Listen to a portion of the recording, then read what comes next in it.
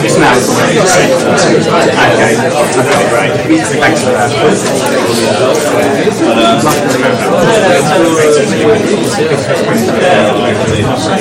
Get some chairs. That's exactly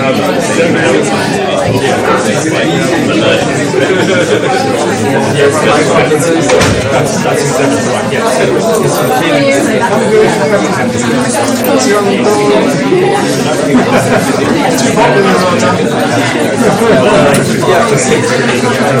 Yes.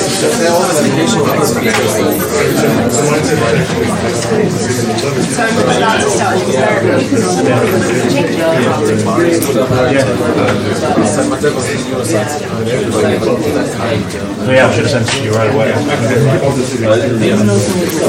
Some more chairs are coming. I'll start. Good to see you all here. So I'm going to talk about a core issue that I think everyone is interested in, which is the issue of whether something exists or not.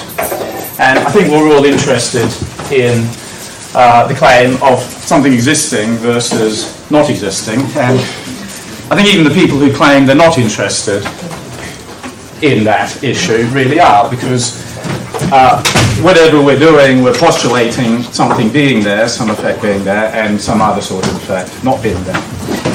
So it'd be nice to have evidence, one way or the other, for there being an effect versus no effect, or for there being no effect versus the sort of effect you're interested in.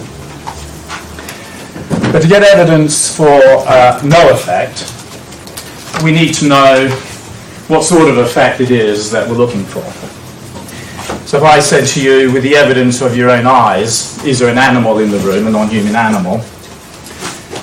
If I said that animal is a Labrador, then you'd have good evidence from your own eyes that there's no animal in the room. But if I said the animal was an ant, then you'd say, I don't know, the evidence really isn't very good. So in order to make existential claims and be able to refute existential claims, we need to be able to say what it is we're looking for, what sort of size of effect there is. And so we need to be able to say, in the context of testing a theory that's saying something exists, you need to be able to say what your theory predicts. But people say to me, how do I know what my theory predicts? And so that's the issue I want to talk about. So, to reiterate, the issue is, in order to get evidence for your theory or against it, and we can only get evidence for your theory if it was possible to get evidence against it, right? Then we need to be able to say what's a plausible range of effect sizes that we're interested in given your theory. And a thorough way of doing that is giving a probability distribution over the effect sizes. That sounds slightly complicated, but I want to show you that there's some easy ways of thinking about it. So we need to have good reasons for saying, based on the theory and background knowledge, that this is the sort of range of effect sizes I'm interested in. But those reasons can't be the effect size you got in the data you collected. Right? Because we want our theory to be able to clash with the data. We want it to be possible to show the theory is wrong. So what we can't do is, let's say we're interested in the question of whether we ask people to meditate on walking for 10 minutes a day for 2 weeks, if that will increase their mindfulness. And we say, well, I don't know how big an increase in mindfulness on some mindfulness scale it's going to produce, but you know, what we got was 0.2 of a Likert rating unit on this scale. So, you know, I think that's a good prediction for my theory. But now in doing that, you're double counting, because you're using the very same information here as part of your assumptions for making a prediction as to test the theory that's making that prediction, so that can't be right. You see, the problem with that is you're not allowing the theory to clash with the data in order to show your theory could be wrong. So you cannot use the same information to inform predictions and also test the theory based on those predictions. So this is something quite independent of Bayes factors. It's, it sort of falls out of the mathematics of Bayes, but you could also take it to be an independent principle, which indeed some philosophers of science and statisticians do. So one thing we could do, we want some independent reason for making our prediction. We could say, well, there's this previous work on meditating on the breath for 10 minutes a day for 2 weeks, and it increased mindfulness by a certain amount. Now, on the theory that the breath meditation and the walking meditation are both examples of mindfulness, and they both tap into mindfulness in the same way. In other words, on the theory that these two phenomena are really classed as the same phenomena, then we can use the previous study looking at breath meditation to make predictions about walking meditation. Now, in doing that, we can make independent predictions. And notice that we have a theory that's doing some work in making that prediction. Namely, the theory that says these two phenomena belong to the same class is actively doing work in helping us make the prediction. Now, the issue I want to raise from that is, when we acknowledge, which I think you have to, that you need reasons for giving an effect size that you expect in order to test any of your theories involving existential claims that some things exist, then it makes salient the question of where do those reasons come from, and therefore what work does a theory do in making the predictions. And so I can leave that issue aside, but I just want to highlight here that the theory can do work in saying that two different phenomena belong to the same class, and that's why you're making the predictions you are in this case. And therefore the theory can take some of the credit in terms of the evidence that you get for there being a difference. So that was a slight, just a slight detour in terms of how theories take credit, but it is an important one that needs more discussion, but I'm going to leave it to the side now. Now, I hope it's self-evident that whatever your statistical or sort of philosophical take, that in order to claim there's nothing there, you need to say what it is you could be looking for, and you need reasons for saying why those effect sizes are the ones that you're interested in. And it's only in that way you can get evidence for your theory versus the null hypothesis. Now, one way of expressing that evidence, which I think is particularly natural because it sort of falls out from first principles of what evidence is the Bayes factor. So the Bayes factor is a measure, or is the measure of how probable the data are given one model or theory versus how probable the data are given another. So one way that's sometimes put is if the theory is better predicted by one model than another, then there's evidence for that model rather than the other. So if you get a Bayes factor of about 1, that means the data are equally probable or equally well predicted by both models. That means the data couldn't discriminate between the two models. And so you could say the experimental the data were insensitive in discriminating the two models. So nothing yet follows from the data. You should suspend judgment. So that would be the case of a non-significant result. If you've got a non-significant result and your Bayes factor is about 1, that would mean nothing follows from that non-significant result. You didn't have evidence for nothing being there, for no effect. You did not have evidence for no effect. So what counts as evidence? Well, we need a convention, and it turns out that we've been using 5% significance as a sort of convention for good enough evidence. While there's no one-to-one correspondence and no monotonic relationship between Bayes factors and p-values, 5% significance corresponds roughly to a Bayes factor of about 3. So if you wanted to line up the Bayes factor with the current literature, then you'd use 3 as a cutoff. A Bayes factor more than 3 as evidence for something being there rather than nothing. And conversely then, a Bayes factor less than a third is evidence for the null hypothesis versus your theory. You could say that's moderate evidence, it's not great evidence. And there is an argument about whether there's good enough evidence. So I'm not going to go into the argument, but that is another discussion we need to have. And for example, Cortex and registered reports has now gone to base factor of more than 6 or less than 6 is good enough evidence. And correspondingly, a significance level of 2% is needed if you're going to use conventional statistics.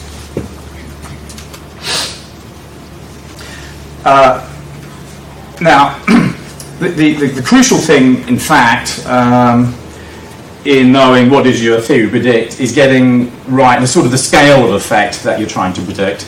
And what I normally do is represent the range of possible population effect sizes with something called a half normal, which looks like this, and that shows how plausible different possible populations, say mean differences or regression slopes or whatever it is, are.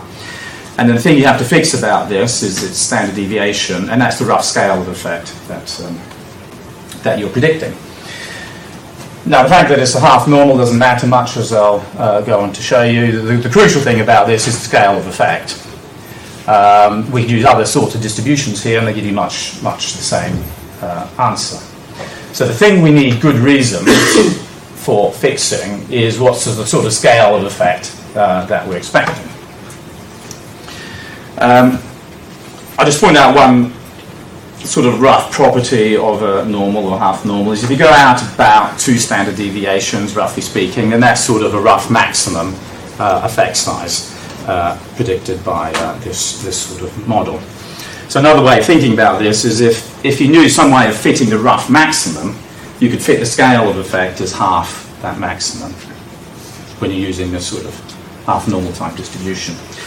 Now, if you're using base factors, you might, a lot of people get into base factors by JASP, the statistical package JASP, or maybe Richard Moray's R package on base factors. That doesn't use normals or half normals, it uses Cauchy distributions, which I've got here, the thick distribution, which is really a bell-shaped distribution, much like a normal, which is that dashed one. The peculiar property of Cauchy is it has these really thick tails. So it's sort of like a normal if you want in terms of being bell-shaped, but it's got thick tails. So when I said that the rough maximum of a normal or half normal is about twice the standard deviation, for a Cauchy it's about 7 times the scale factor. So that's one way of thinking about the difference between the two, which is something I'll come to. All right, to get us going, let me consider an example and illustrate one way I think we shouldn't think about the example, and then illustrate one way we could think about it, and then I want to go on and generalize that to a set of principles, to think about some principles about how we can think about getting our scale of effect in different situations. So let's say we have a theory that autistics will perform worse on tasks than controls, and another theory that they'll perform the same. Maybe this task hasn't been used before, we don't have prior data, we don't know how big effects are going to be. And let's just say 0% is chance. Controls perform at 10% on the task. That would be significantly greater than baseline. You can see compared to the standard error, it's a T of about 2. Autistics perform 8%. Now, if you test the difference, given these numbers between the groups, we get a non-significant difference. So now, on the face of it, you say, well, it's a non-significant difference, so I know what everyone does in all the papers that I read and the talks I go to. They say, you see, it's a non-significant difference. So our theory B is supported, because I said there'll be no difference. And so this counts against theory A. Now, the trouble with that reasoning, though, is actually nothing follows from a non-significant result, because we need to know what's the scale of effect, what is the sort of size of effect that we're looking for here. And then we can do a base factor to give the relative evidence for H1 versus H0. And maybe you're not really used to doing base factors, and you say, well, I know this base factor. There's this default base factor, and this really smart guy, Jeff Rauder and Richard Moray developed. They are smart guys and do good work. And they have this default value, you see. We'll go to the website, and JASP has its default in that as well. It scales effects in terms of Cohen's d, standardized effect size, and has a default of a Cohen's d of 0.7. And 0.7 is a pretty good default, isn't it? Because, you know, it's roughly a medium-sized effect, slightly large size. It's the sort of thing psychologists are interested in. So let's do their base factor with its default scaling of 0.7. And if you do that with the data here, you get a base factor of 0.27. Now that's less than a third. So you say that's brilliant. I found out what I wanted to know. I've done the base factor, and Zoltan says that's good stuff. And it's not just non-significant. I've got a base factor less than a third, which is, you know, I just told you we can take that as convention for being good evidence for H naught. Now the problem with this, and Richard Moore will tell you this, he never meant it just to be used blindly as a default. You can't just pluck a number out of the air and say, that's what I'm interested in, because what's that got to do with your theory? There is no default theory, so there's no default effect size. Now let's just have a little look at the numbers here. The controls scored at 10%. Now, on theory A, autistics will perform worse than controls. So what's the biggest difference that autistics could have from controls on this task? Well, the worst they could do, let's say, is at chance. Let's say not perform below chance on this task. They perform at chance, which is 0%. So the biggest difference we could get is 10%. So if we use my little rule I mentioned before, you know, if you know a maximum, let's do a half normal with a scale factor equal to half that maximum. And that's what I've done here. That gives you a base factor of 0.94. So what I've done is I've looked at the information there, and I've sort of cheated some extra information out of it to get a reasonable answer. Now, I just want to motivate you with all that this is quite useful, because the standard error of the difference here is about 8%. In other words, the standard error of the difference is about the size of the maximum difference that we could be expecting here. What that means is it's got to be insensitive. Right.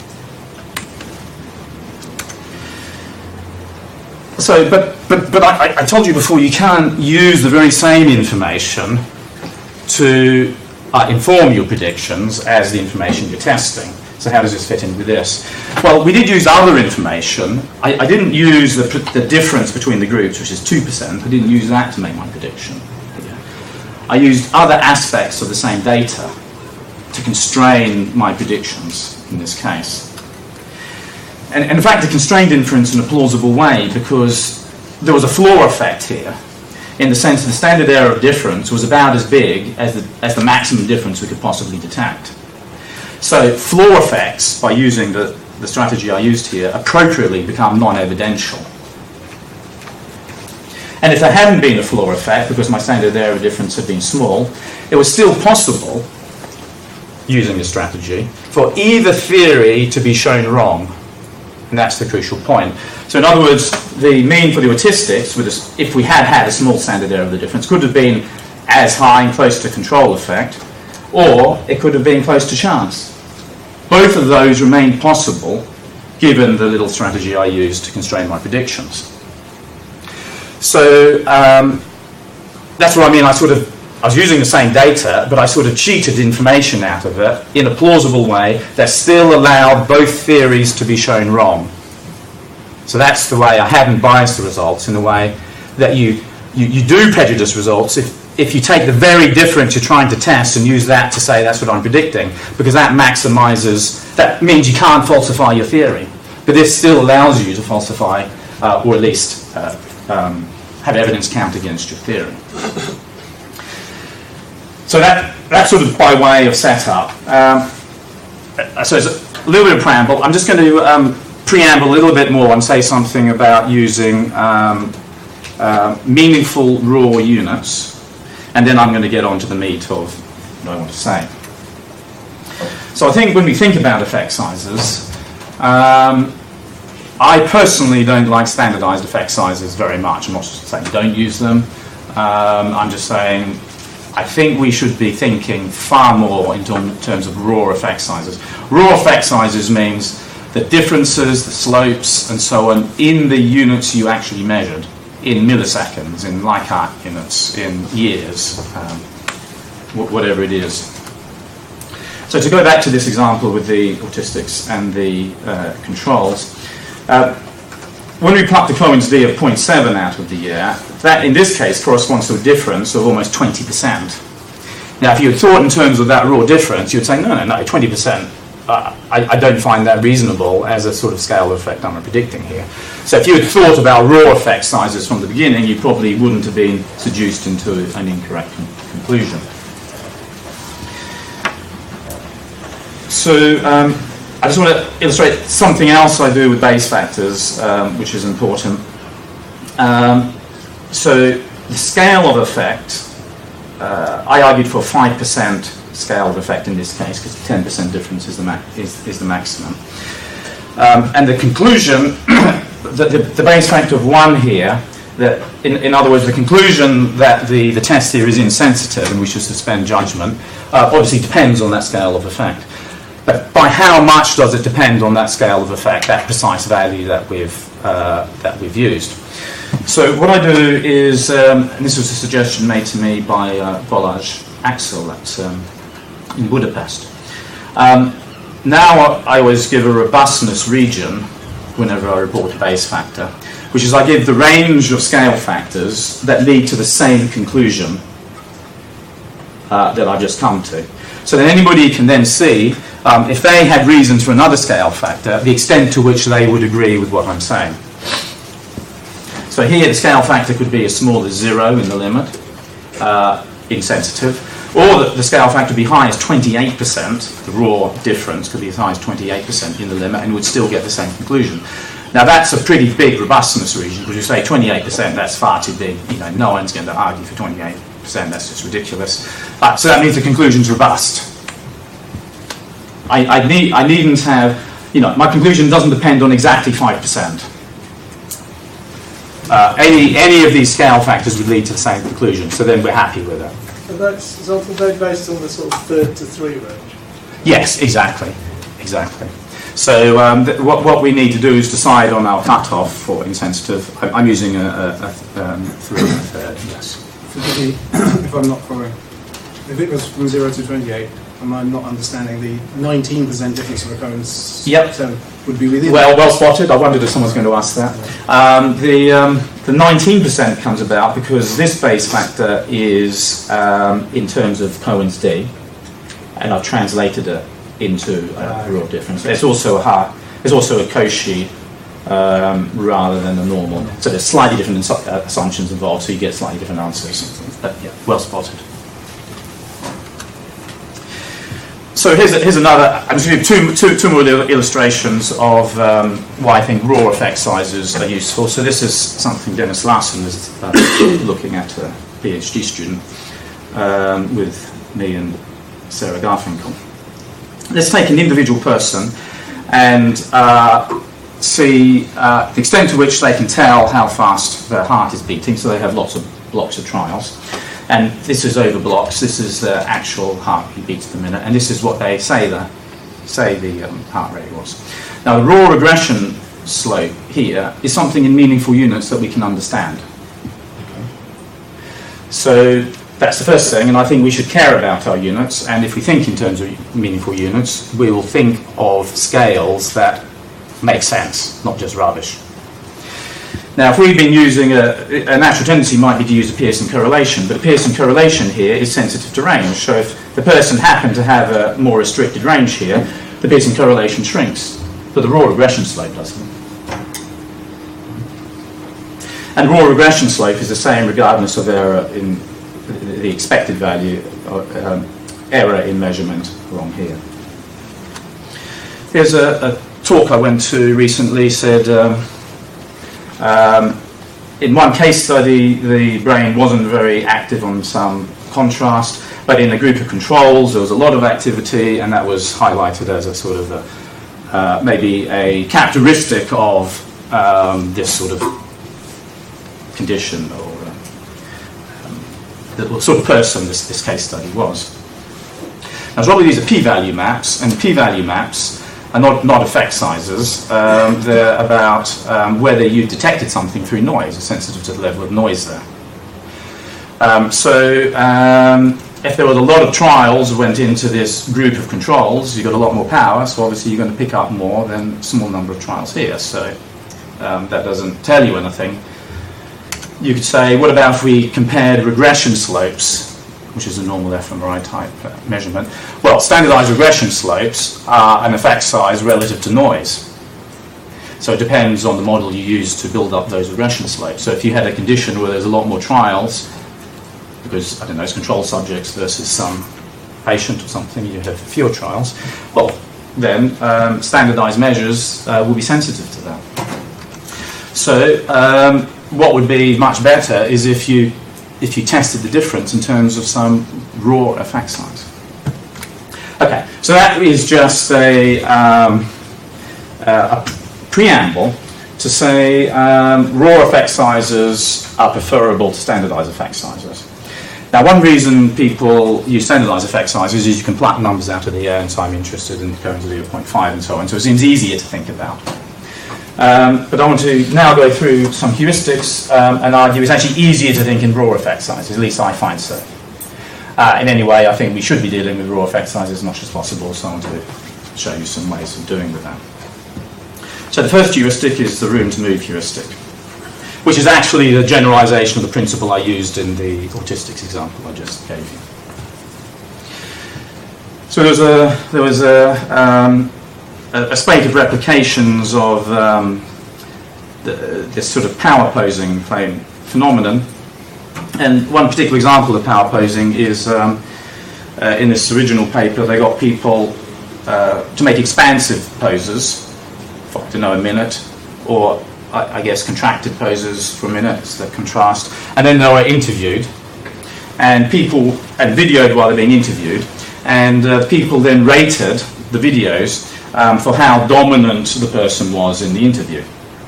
And this original study estimated the difference in dominance of 0.66 units on this Likert scale. So the replication tried to follow the procedure more or less exactly. The scale was the same scale, except it was 7 units instead of 5, and gets this non-significant difference. Now, in this case, we have we know the scale of effect that we're trying to pick up, because in a replication study, this is how I see a replication study. The theory we're testing is that the methods given in the original paper define the conditions under which you get the effect size of the order that they report. That's the theory that you can regard yourself as testing in a replication study. So on that theory, you know the scale of effect you're trying to pick up. It's the scale of effect in the original study, because the claim of the study is its description of the methods in the paper is sufficient conditions for producing an effect of this sort. One thing I'm going to do, because of the slight difference in scale, I'm just going to change it in proportion to the scale lengths, just a little adjustment, which you can always do.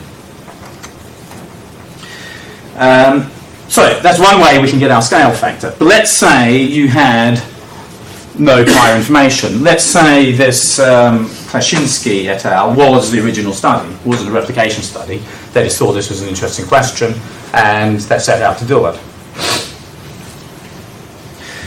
So now this is by analogy to the first example that I gave you. We could say, well, we expect the high group, that's the expansive group, to perform better than the low group. Now we know the low group mean is about 4. The scale is 7 points. So how different could the high group be? Well, there's only this amount of room to move.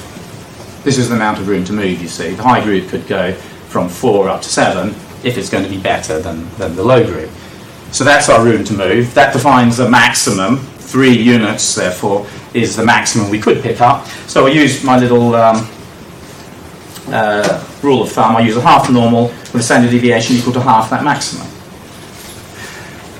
Now, you have to make a judgment when you use this room to move heuristic, whether that is indeed appropriate in the situation. I often do find it appropriate, so this is why I'm telling it to you.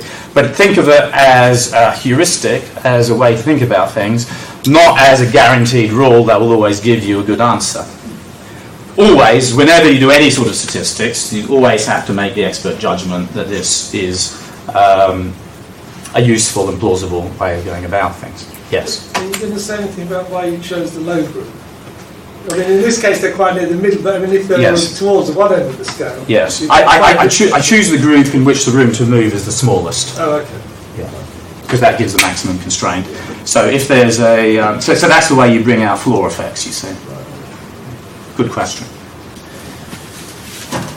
Now, in this case, it didn't really matter. You see, the room to move heuristic gave me a base factor less than a third and pretty similar to using the prior study. So I didn't cherry pick this example, I just pulled that example and did it. And indeed, often the room to move heuristic does behave in a reasonably sensible way.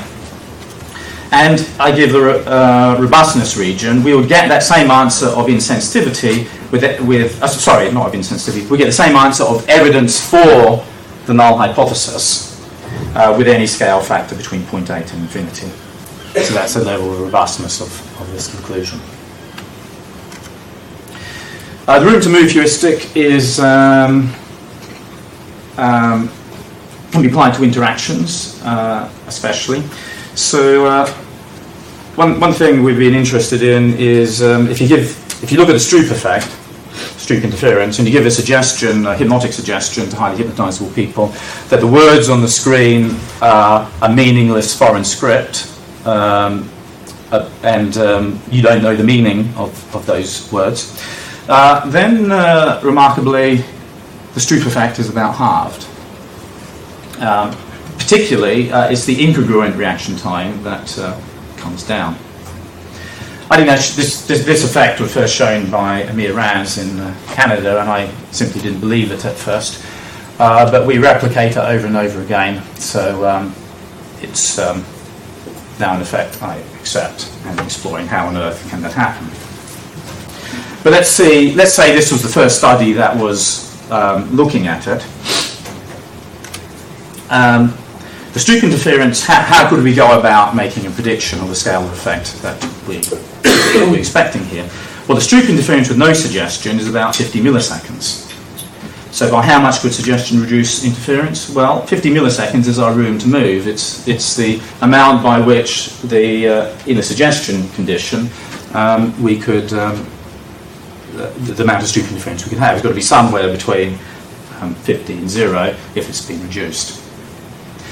So that defines, the control group defines a maximum, and then we could do a half normal with half that maximum as the standard deviation. Okay, so that's the room to move heuristic.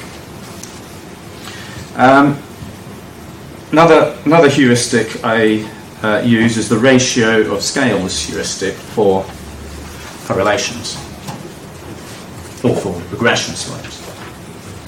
So my strategy with correlations is first of all to consider the raw regression slope, not the correlation, and consider the possible range of each scale. So consider this effect that Pete Lush and Warwick Rosebeam are interested in. The subject has to estimate the time of two events, A and B, which are 250 milliseconds apart. The phenomenon of interest is the timing of one of those events is pulled towards the other. Okay. So there's sort of some integration of timing information between the two events, so they affect each other. So what we have is a shift in milliseconds of estimate A towards B, and we have a Bayesian theory of how that is. The amount of the shift depends on something called the relative precision of the estimate, which can vary between 0 and 100%. Now, one way of testing this theory would be to correlate the amount of shift with the amount of precision, because according to the theory, it's the precision that causes the shift. But how to model H1? How big in effect are we expecting here? If we're just thinking in terms of Pearson correlations, you could say, I don't know, psychologists are interested in correlations of 0.4, you know, so I'll be happy with that, I think. But I think we can, by thinking about the theory and the situation, we can do a little bit better. So the shift can be somewhere between 0 milliseconds and 250, and the precision is somewhere between 0% and 100%. Now, according to the theory, if the thing in question had, if the relative precision, let's say we'll scale this way around, the relative precision was 0%, the shift would be 0 milliseconds. On the other hand, if the only thing going on was this theory, and we'd measured the relative precision precisely, and there's nothing else, there's no other noise, there's no other factors going on, then when we had maximum precision, we'd have maximum shift. So the perfect slope, if we had no noise and there were no other factors going on and there's nothing else influencing these things, would be this slope here. And we know the value of that slope, it just falls out, it's 2.5 milliseconds per percent precision. And that's the ratio of the scales, you see. It's the ratio of the length of that scale to the length of that scale. So that's the perfect slope, because that's what we would get if the theory was right and there was nothing else going on and everything was measured perfectly. But of course, there is noise in measurement. There are other things going on. And so that must be a maximum we can expect. Now, my thought with using this ratio scales heuristic is that's a pretty big maximum. And so I'd probably model that. I'd probably recommend modelling this with a Cauchy. Remember the Cauchy, I don't know if you remember because I just said it quickly at the beginning, but with a Cauchy the maximum is 7 times the scale factor.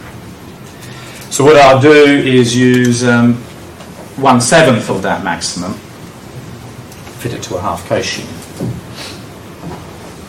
So that would mean I'm predicting an order of magnitude scale of effect of 0.4 milliseconds per second. And indeed, this is the actual data. Predicted 0.4, what Pete actually got was 0.6. It was significant. The Bayes factor comes out more than 3. Sort of, as I said, giving that rough match between Bayes factor of 3 and 5% significance. Now, importantly, the robustness region goes from really quite tiny to really quite large, given what we're dealing with here, so I feel pretty happy with that result. I just want to show you something else. That was with the Cauchy. If I use the half normal, it's really pretty similar. So what's important is the scale factor you're dealing with, more than the precise shape of the distribution. And I regard that as a sort of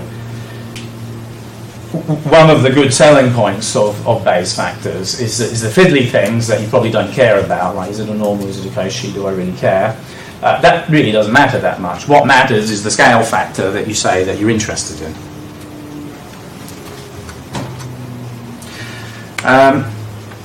So here's another example. I was co-authoring a paper on dealing with evidence for H0 for the Journal of Gerontology, so I was looking at gerontology papers, and here's one.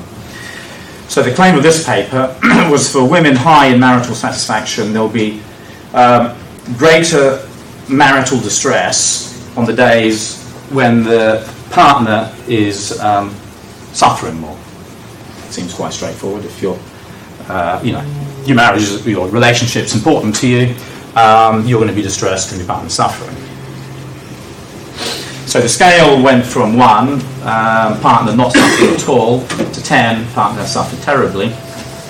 And then for the person involved, not at all stressed in the relationship, to very stressed. Now, I think this is a case where the ratio of scales makes a certain amount of sense, because there's a simple and quite straightforward theory we could imagine accounts for much of the variation going on here. which is when your partner's not suffering at all, then you might not be particularly stressed at all in the relationship. Of course, that's not obvious that it has to be like that, but one could imagine that's given, their theory could be a pretty good first approximation of what's going on. And indeed, if your partner was suffering terribly, such that you would give it a 10, then you might regard yourself as very stressed, such you give yourself the maximum point.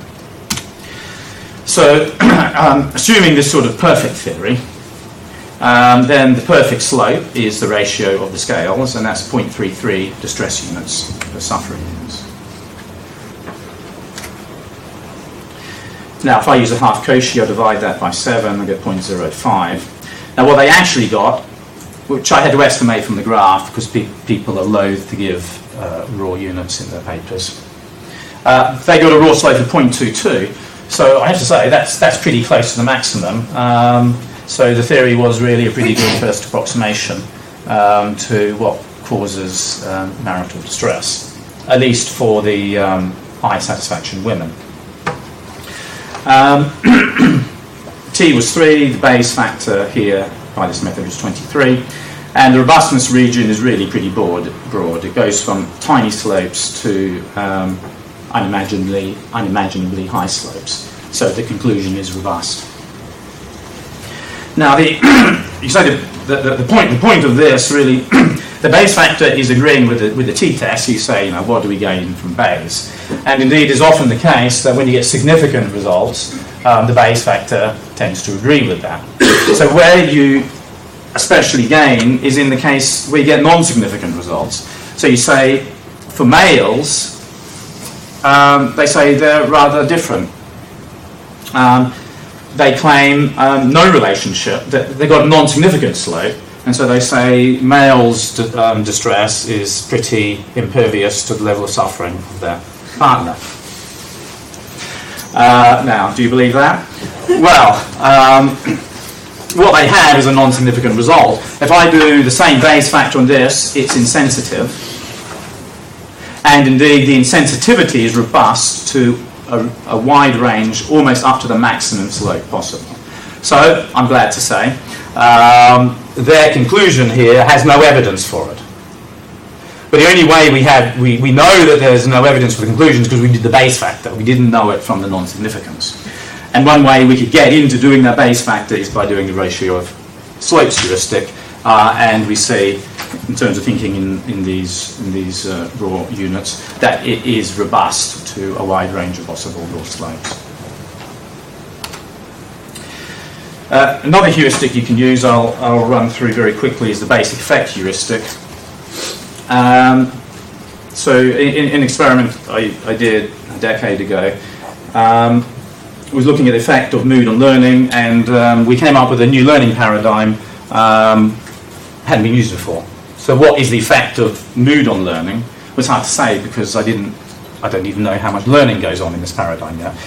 So we ran a pilot study, not on the effect of mood on learning, but just on the learning. We just measured the amount of learning, and it was 8%. So then we said, well, 8% above chance, that's a pretty good order of magnitude, scale of effect in terms of how much learning could vary in happy versus sad.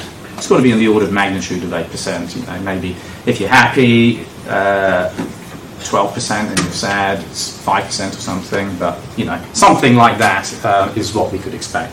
And so we use that basic effect as a standard deviation and half normal. So there's one thing you can do. You measure a basic effect, and you say its variations on that effect is a sort of scale of effect we're going to predict in a manipulation of that effect. Very similar in this. This was the first paper I did a B for every P, which means I now have a policy. Whenever I report a p-value, I report a Bayes factor, and all interpretation is with respect to the Bayes factors. But nonetheless, the p-value is always there, so people can see how that matches up with the significance test. So this is a similar thing. It's a learning experiment, and we're sort of trying to manipulate learning in various ways, and we just use the basic learning effect in that experiment as the scale of effect we expected for all other main effects, two-way interactions, three-way interactions. And incidentally, what we found, what I often find in these cases, is this correspondence where when we got a base factor more than 3, we got a p less than 0.05 and vice versa, which was really fairly tight. So what that means is the significance tester reading through the paper can agree with my conclusions I come to with respect to the base factors in the case where effects are significant. And that means they are then drawn into being tempted to agreeing with what I say about non-significant effects. And I'll either say I have evidence for there being no effect, or I'll say there is no evidence one way or the other. I make a distinction that the significance tester is incapable of making. And just to illustrate in another paper, the basic effect was the size of the ERP.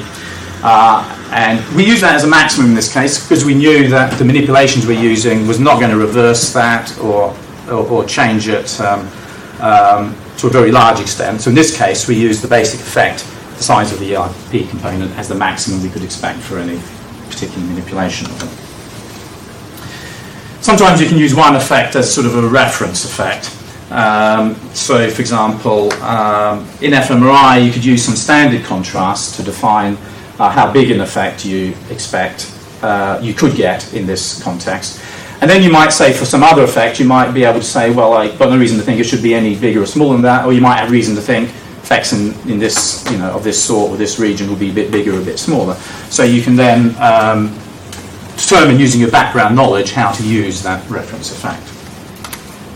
Okay, I'm just going to say something very quick about mediation, and then I'll wrap up. So mediation occurs when using X to predict Y, and you want to know how much that prediction is mediated by M. Now, full mediation occurs if X does not predict Y when you've partialled out M. X does not predict Y. Well, you can't use non-significance for that, can you? Because you're trying to assert the null hypothesis, but people do, but incorrectly. No mediation occurs if these indirect effects, either of them, is 0. But you can't use non-significance for that, can you? Because non-significance doesn't tell you anything. So significance testing doesn't answer those questions about full mediation or no mediation.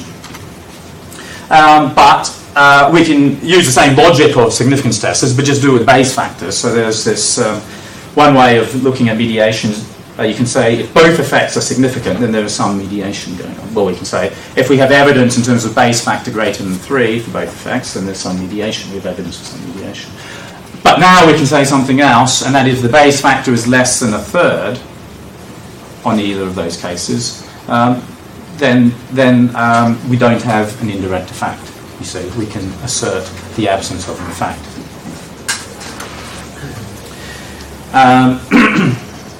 And if the direct effect, which is X predicting Y controlling for M,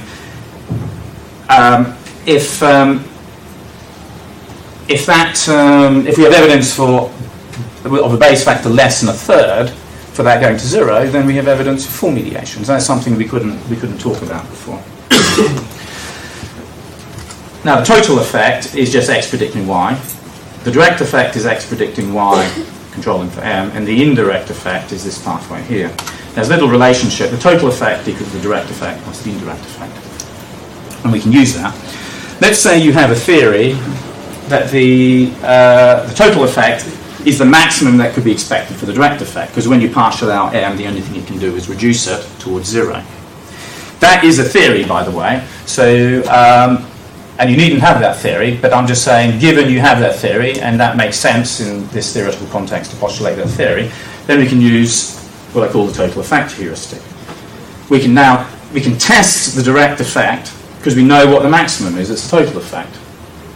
And I would recommend using a uniform distribution from 0 to the total effect. Here's from the journal Gerontology, was a mediation analysis. I've just changed the direct effect here to illustrate a point.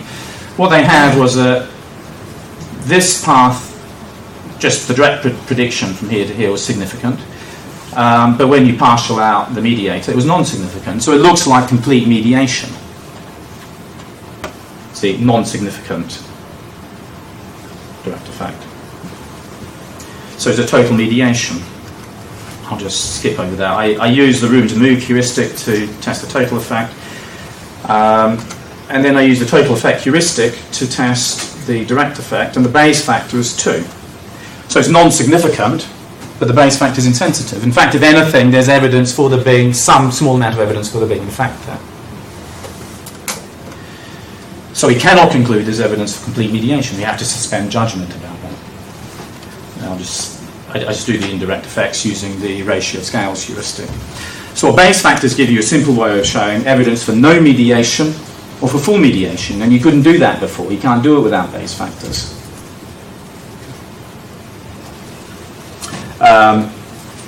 So if you want to compare a point null hypothesis, existence versus non-existence, then you need Bayes factors to do this. Bayes factors also allow you to infer partial mediation. You had that already with significance tests. So it gives you that back again, but then gives you more.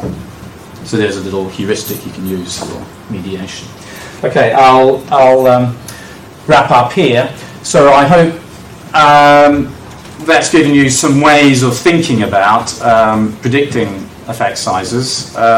This is recorded, so I'll put it up. So if that was quick, and I know it was a little bit quick, you can go over it again. Okay, thanks very much.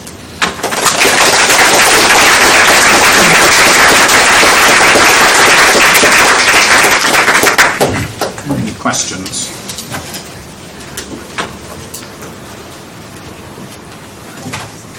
Yeah. So how is this different then from just a standard two hypothesis test? They tested two hypotheses against each other in a significance test. Yeah, so this hypothesis testing, you can do a Bayesian way or in a significance testing way. What you can do with the Bayes factor, the Bayesian hypothesis testing, is you can have a point null hypothesis, and then say the effect size can be anything from 0 up to something. You can't do that with significance testing. There's always 2 points, right? Yeah. And in real life, when you think about real experiments, your H1 isn't a point, and you don't know what the minimal interesting value is. What you can get a good reason for specifying is the scale of effect that you're interested in. So that's why I'm drawn to Bayes factors, because it matches the sort of the pragmatic constraints of real experiments. Can you sometimes conclude that actually your scale is rubbish to begin with? Something about the males and their stress thing, that it didn't seem like there was any score that could have kind of made any sense there, that the scale was just... is that right? The ones where you got the 0.3 or 0.3 that didn't fit, so there didn't seem to be within that robustness range a sensible answer that could have been obtained. Yeah, because so what that meant in that case was there's too much noise. So the way to get a sensible answer would be to run more subjects. Right. But it doesn't tell you anything about the measure that you're doing, that this is a bad measure. You know, exactly. So if you've got a bad measure, no, Bayes doesn't fix that, that's right. But does it tell you that? It doesn't directly tell you that, no. So things like, do you have a bad design? Have you not controlled for something? The Bayes factor itself doesn't tell you that. But what I think helps tell you that is by thinking in terms of your raw scale. Because if you've got a crap scale, it's going to become more obvious to you. But the first thing you do with your scales is forget about them by turning them to Z-scores or Cohen's D or just looking at p-values. You never have to face the fact you're dealing with rubbish. Yeah. I'm wondering what your thoughts are on why the imaging community hasn't taken up Bayes factors in quite the same way that non-imaging behavioural tests have. Yes. I have my own thoughts on this. One being inertia and cultural change. But a second being that in my experience of using imaging, when we come to do our statistical models, the number of different permutations of the ways that you could model these effects, for example, if you're doing a simple button pressing task, do you model the intertrial interval or not, and just adding in that regressor into what is essentially this massive GLM with so many elements can very subtly change how big your effect sizes are. Yeah. And in addition, we're sort of moving away from talking about bold effect sizes to just contrast estimates of arbitrary units, because is bold really stable from person to person? And unless you've modelled your temporal and dispersion derivatives, and, the number of sort of complexities that we get to, feels like a big challenge for me to know how to define my scaling factor. Where should I start? Yeah. But the first thing I want to say is moving to arbitrary units doesn't solve the problem, but makes it worse. So there's two issues you brought up. One is analytic flexibility in fMRI, which is a huge issue. That's separate to the Bayesian issue. I don't know if you know the paper by Karp in 2012, who took one set of fMRI data, looked at some decisions that have been made in the recent literature, created 35,000 different p-value maps, and I think for any given voxel there was 90% of them would be significant in one of the maps. So these maps were really rather different. So that raises the aspect of analytic flexibility, where you say, I like that map. So that is an issue that is sort of independent of Bayes and is just a problem, which I think... So we need other things to deal with some of the problems, like registered reports in that case, would be useful. I think the fMRI community has been shy of registered reports and Bayes and so on because of the vast expenses involved in running each subject and in collecting the data. So that's not a good reason, but it's an incentive nonetheless to see what you can do to get an interesting result out of your experiment. But I think what people should be doing is not that, but tying their analytic hands with registered reports, thinking in terms of units that make sense, and doing Bayes factors. So on a p-value map, there's a tendency you see for people to say, because this area isn't lit up, there's nothing going on here, folks, because it doesn't mean that at all. But you see that all the time. So if you had a b-value map, then you could say, well, actually, we do have evidence for nothing going on here, folks, but we have to suspend judgment about all of these cases. So I think that would be a massive improvement. But it needs someone like you to think about how this is properly done for fMRI. I think the first step is starting to change the way we talk about it in our manuscripts from there is no effect to there is no evidence for no effect. Yes, and then not slipping from no evidence to, in the discussion, saying, I wonder why we didn't get any evidence there, maybe there's nothing. No, draw no conclusions from non-significance. Yeah. Given a Bayes factor gives you a sliding scale of evidence, how useful is it to actually have these cut-offs on the third and fourth? Yeah, so, from the Bayesian, from the strict point of view of the mathematics, there isn't a cut-off. There's just continuous degrees of evidence. But nonetheless, we have to make decisions. So we have to decide, did we control for this variable? So did we equate performance on this variable? Is this characteristic equalized in the materials? Can we, for the sake of deciding what we're going to do next, can we say that this particular nuisance theory has been dealt with? We've got evidence against it. So in practice, we always have to decide we have evidence for this and against that, so we can, in the end, we make black and white decisions. So I think it is useful to have some cut-offs, because for most of the time, sort of the theories we're dealing with just as plausible as each other, and I don't think that there should be different cut-offs for different theories most of the time, at least in cognitive psychology. So I would recommend some default cut-offs. Probably a 6 and a 6 would be my favourite ones. But they would always be negotiable in particular cases, but you'd have to have a pretty good reason for negotiating them. And a pretty good reason would be dealing with a theory that a lot of people simply could not tolerate believing under any circumstances. And other people think might be extremely believable, like paranormal, morphic resonance, and so on. So I think there are cases where you would change your cut-offs. But for most of the time, saying cognitive psychology and sort of psychology we do, some fairly straightforward cut-offs of 6 and 6 are sort of good rules of thumb for saying when can we move on, when can we say we've got evidence for our theory and we can discard that theory. Why do you like a 6 and 6? I think 3 and a third I regard as just noticeable amounts of evidence. So, and that's what we've in effect been dealing with up to now, but we're also in a mess right now with lots of effects that don't replicate and so on. So I think 3 and a third has just been too small. It's too small amount of evidence for us to say, sort of job done on that now. Let's move on. 6 and a 6 is just a bit more compelling without being absurd. I think I was wondering more why 6 and a 6th and not 5 and a 5th and... Oh yeah, no, so in that sense, to go back to Andy's point, it is a little bit arbitrary. 6 and a 6th correspond to 2% significance, say. If you went to 10 and a 10th, which some journals are recommended, that would be 1% significance going to. 0.005 significance would be base factor 20 and a 20th. Really, I was part of I was one of the people urging Cortex to go for 6 and a 6 because I think it's a small change and it'll be just interesting to see how that pans out.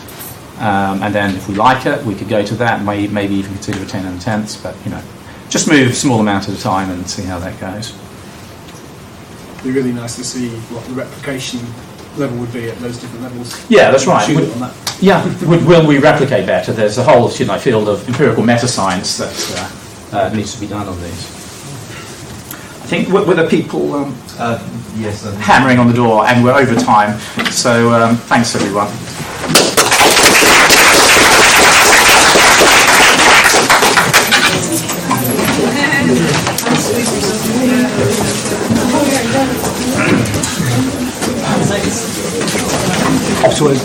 Just over, so the last 5 minutes of discussion, very much on, but that's fine. I think it's gone to my login, but I'll get it and find out how to send it to you.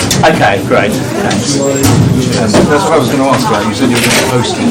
Where? Yeah, what I'll do is, I'll put it on YouTube, and then everyone can see it. I didn't know there was a kind of site Nice to see the latest iteration of your docs. Yes. So this really is addressing the thing that we all struggle with.